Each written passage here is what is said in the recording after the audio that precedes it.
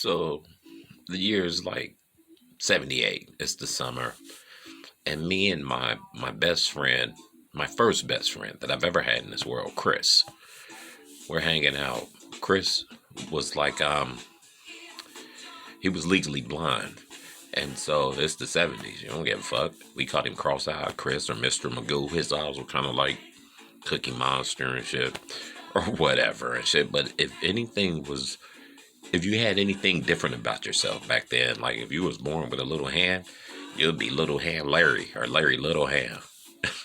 You know, if you stuttering Stanley, whatever. And you had to take that shit until you moved away. And so me and Chris, we probably were responsible for 68 to 72% of the hood right shenanigans that was taking place in our vicinity. Like we were walking down in the back of the houses one day. And like I said, it was summer, and this lady was singing and shit. She was in the shower. I can hear the shower running. She's singing. Beautiful voice from what I can remember. And we're walking past the door, and the back door is open. I said, Chris, do you see what I see? And he says, no. What is it? I said, it's a birthday cake in there. He says, she's upstairs in the shower. Let's get it. And so we go in there, and we it's like a birthday cake. It has like jelly beans and licorice around it and shit. It's happy birthday to some motherfucker, I don't know.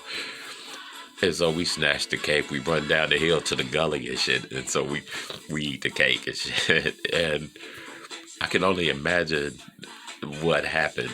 Like when she came down and whoever birthday it was, they had to put the candles in the ice cream. They got on their old party uniform, the hats and them little blow things and shit.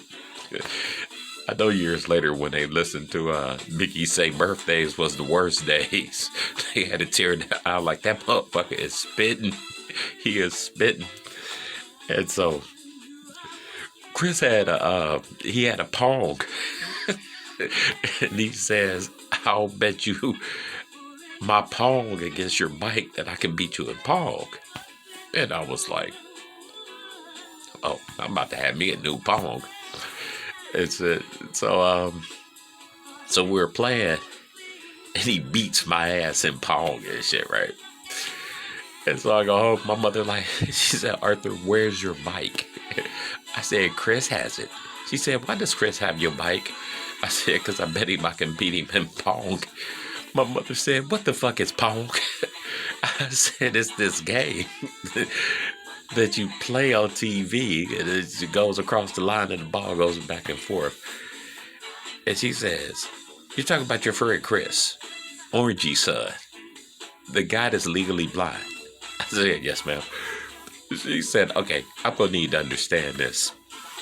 How did you lose to hell?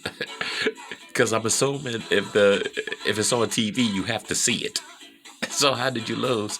I said, that's what I'm trying to figure out. I think he was using the force or something. And she said, what is the force? Never mind. Go get that belt. I'm about to whip your raisin-eating ass. Got my ass whooped. But Chris was such a true friend. He gave me my bike back the next day. He already had like 5 bikes, so I think that was his con and shit.